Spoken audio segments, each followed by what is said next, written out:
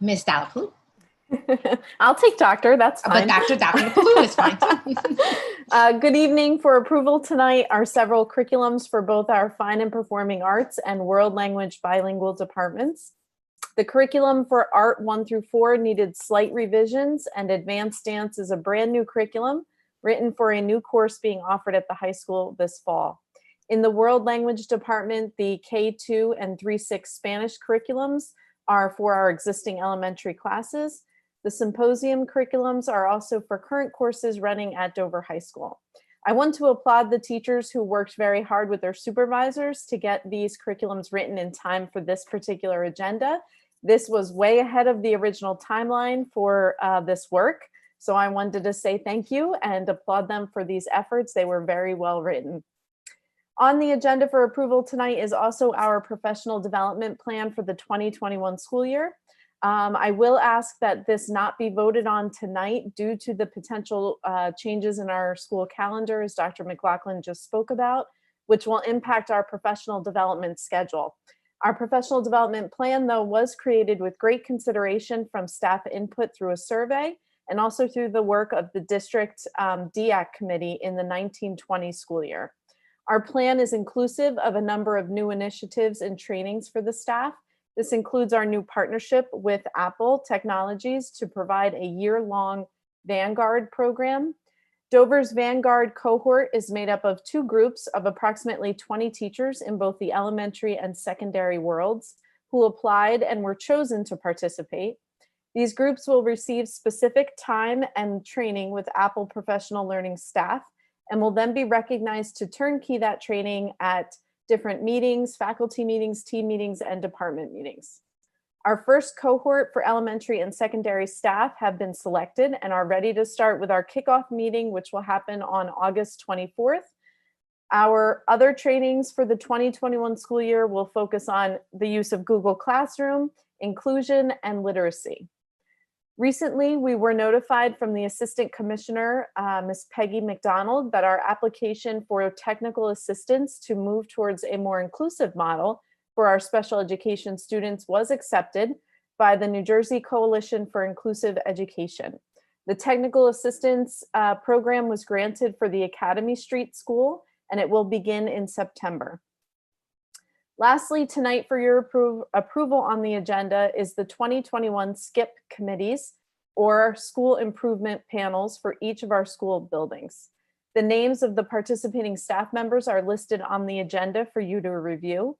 The Teach NJ Act requires that all schools convene a SKIP committee with the charge of providing leadership in the areas of teacher evaluation, mentoring, and professional development.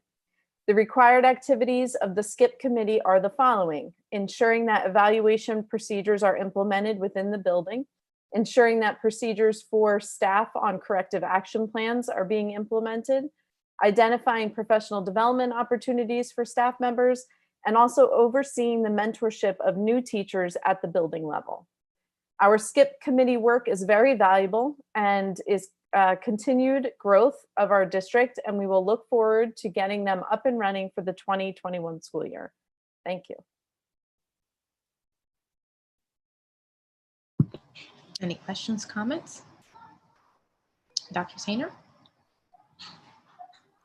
I wanted to thank you for the professional development plan, even though we're not approving it tonight as there may be revisions. But could you go into a little bit more detail about how the district is going to support teachers as they continue to try to enhance their delivery of virtual instruction, which is very, very different from what most teachers have done their whole lives? Yeah, I can answer that shortly in one word: continuously. We on the agenda tonight is the approval for the technology integration specialist. And Tanya has started this week, and she is hit the ground running. She has been given a list of where we need to focus in terms of, for example, the K2 teachers really did not utilize Google Classroom as the secondary teachers had. So we need to focus right now on getting K2 and 3-6 really honed in on their skills to open up with Classroom and with Meets. So I see us using Tanya's skills and level of knowledge immediately, offering sessions starting as soon as this week or next week, where teachers can pop into a session and ask a question, run through the demo, ask questions, play with everything, kind of get their, get knee deep in it and start to create their classes. And that will continue. She's prepared. She had a very specific skill set, and that was why we looked to hire her, because she's done this work in the past.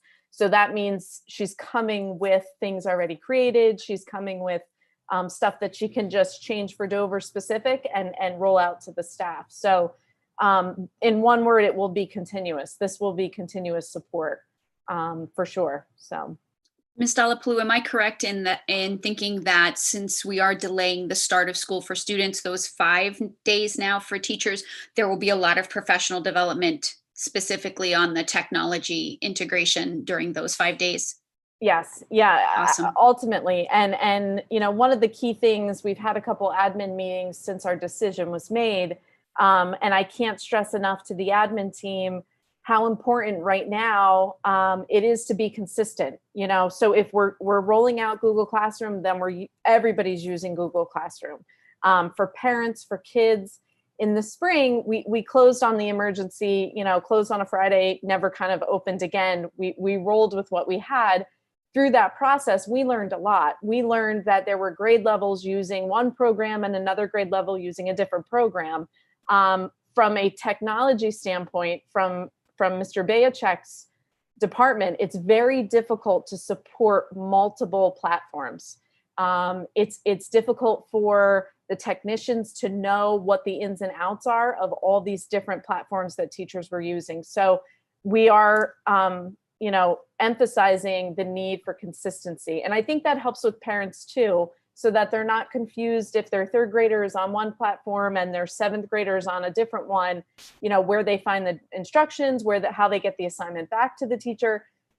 Everything will just be streamlined through one system. Thank you.